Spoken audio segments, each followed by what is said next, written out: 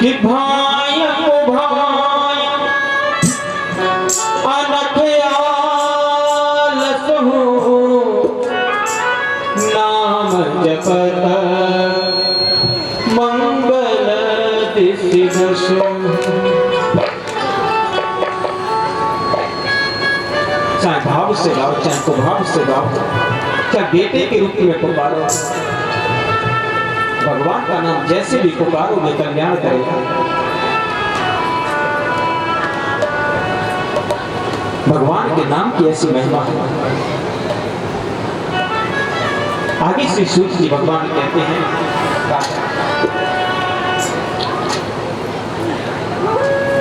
हे शौनकादि के ऋषियों, मैं एक और बड़ा सुंदर चरित्र सुनाने जा रहा हूं। श्री सुखदेव जी महाराज से परीक्षित प्रश्न करते हैं कि गुरुदेव आप ये कहते हो कि परमात्मा समदर्शी है, हर व्यक्ति को एक ही दृष्टि से देखता है, तो मुझे ये समझ में नहीं आया कि परमात्मा देवताओं को बचाते और राक्षसों को मारते, ऐसा क्यों? हमेशा प्रभु दैत्यों को ही क्यों मारते?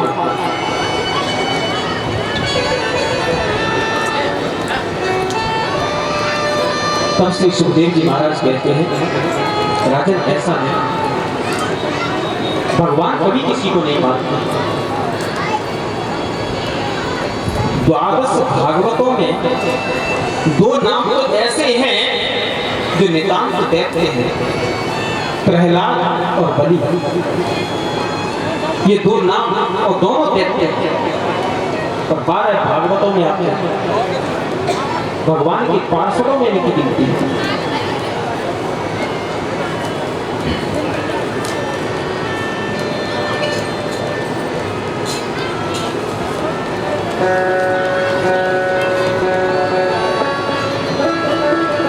तब राजा परीक्षित कहने लगे कि प्रभु कैसे, ये प्रहलाद कौन है?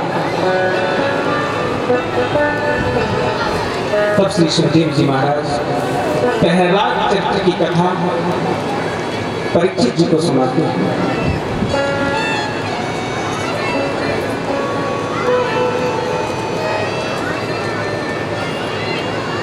कि हिरण्याक्ष की मृत्यु के बाद में हिरण्यकश्यपु जो उसका भाई था,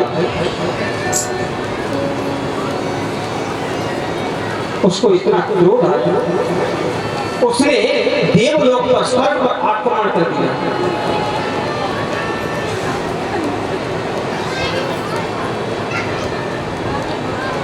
और देवताओं को पराजित कर दिया।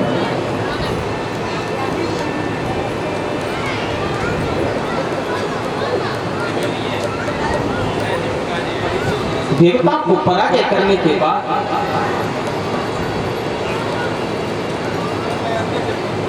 आज हिरण्यकश्यप तपस्या करने के लिए चल गए, क्योंकि उसके परम शत्रु हैं विष्णु, उनको हराने के लिए, उनको मारने के लिए वो दिव्य शक्तियां हासिल करना चाहते हैं और ब्रह्मा जी की तपस्या कर रहे हैं। इतनी घोर तपस्या की और ब्रह्मा जी प्रसन्न हुए, प्रकट हुए।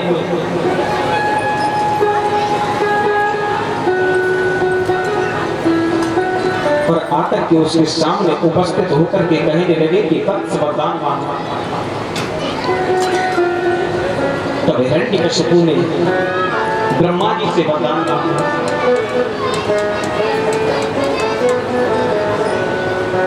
कि प्रभु मुझे अमर होने का वरदान दे। तब ब्रह्मा जी ने कह दिया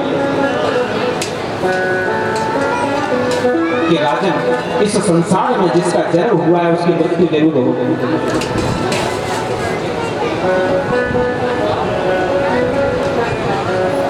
उसकी मृत्यु अवश्य होगी, कोई भी अमर नहीं हो सकता, क्योंकि ये प्रकृति का नियम है।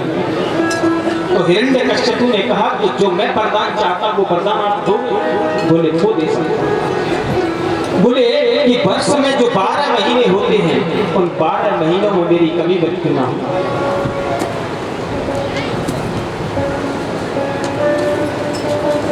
ना मैं मनुष्य से मरूं, ना देव से मरूं, और ना राक्षसों से मरूं, ना अस्त्र से मरूं, ना शस्त्र से मरूं, ना दिन में मरूं, ना रात में मरूं, ना पृथ्वी पर मरूं, ना आकाश में मरूं। जो जो वरदान हिरण्यकश्यप ने मांगे वो वरदान पूरे ब्रह्मा जी ने दे दिए। और ब्रह्मा जिससे वरदानों को लेकर अहंकार के वशीभूत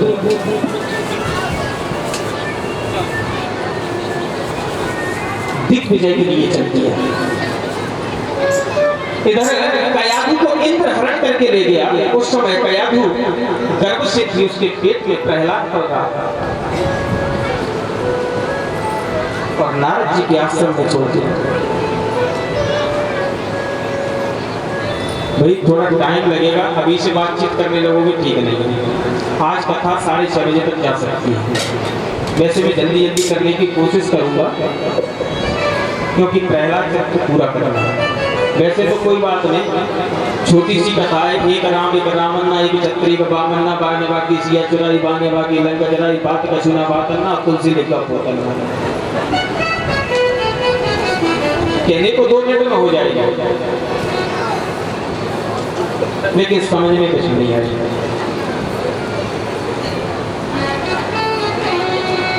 मुझे भी पता है समय हो गया 5:30 बजे, ज्यादा नहीं बजे, बस आधे घंटे की बात हो।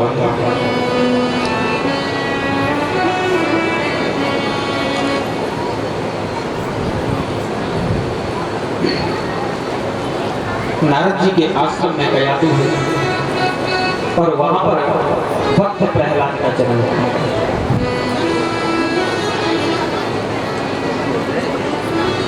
होनहार गिरवान के नगद चीत निर्वाण। जो होनहार होता है वो पहले ही दिख जाता है। दिग्विजय करने के बाद जब हिरण्यकश्यप लौट करके आया तो उसको पता चला कि कयाधु नारद के आश्रम में है। तो वहां से वापस अपनी पत्नी को अपने घर ले गया और प्रहलाद को अपने हिरण्यकश्यप महाविद्यालय में भर्ती कर दिया। वहां पर हिरण्यकश्यप की विद्या अध्ययन की व्यवस्था की गई। आज प्रहलाद शंडामार्क ऋषि के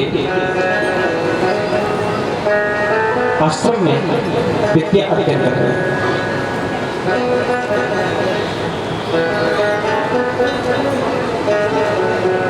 एक दिन क्या हुआ,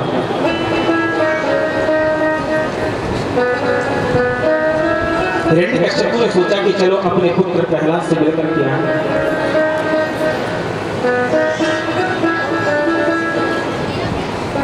तो विद्यालय पहुंचे।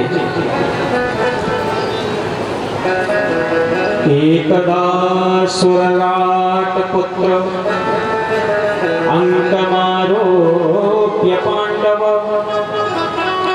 पाप्रक्षकत्यतां वत्स मन्यते साधु यद्वया। और अपने अंक में भर करके गोदी में बिठा करके अपने पुत्र प्रहलाद से पूछने लगे कि बेटा क्या शिक्षा हासिल की, इतने दिन हो गए आपको विद्यालय में, क्या पढ़ा? तो प्रहलाद जी कहने लगे पिताजी तत्साधु मन्ये सुरवर्य देहिना सदा समुद्रयद सुदीक्ष। पिताजी जो गृहस्थ जीवन है एक अंधकूप के समान है। ये जो गृहस्थी है एक अंधा कुआं है। जिसका विवाह हो गया वो ये कहेगा कि तुम्हें विवाह जरूर करना चाहिए, क्योंकि घायल की गति घायल चाहता। वो चाहता है कि हमसे हुई हो हाथ का बंधन ली।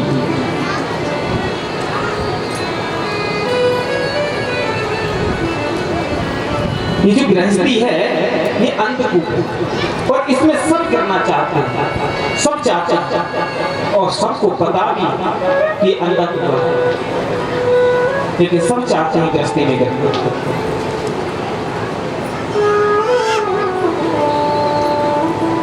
तो हिरण्यकश्यप कहने लगा तो क्या करना चाहिए?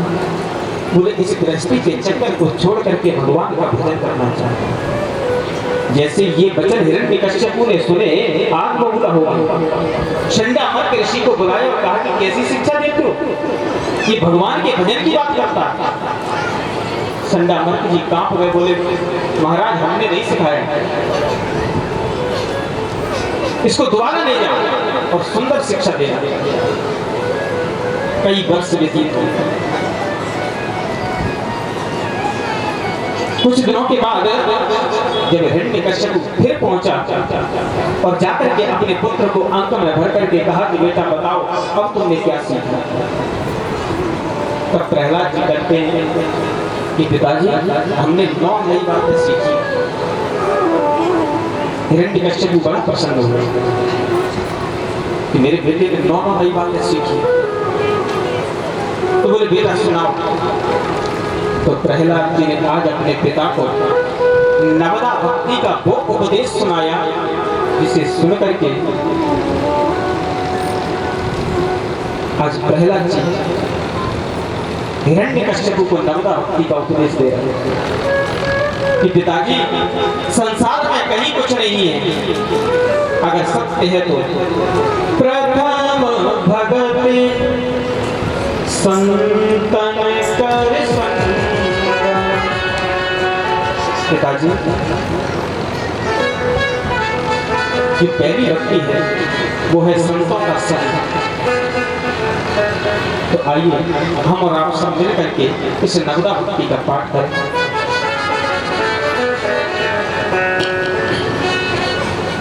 प्रथम भगते संतन कर संग,